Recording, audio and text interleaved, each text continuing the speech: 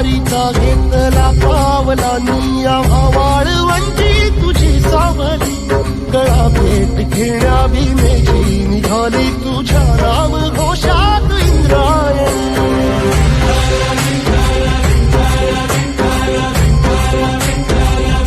भिडे आसमंती ध्वजा वैष्णवांची उभी पंढरी आज नानावली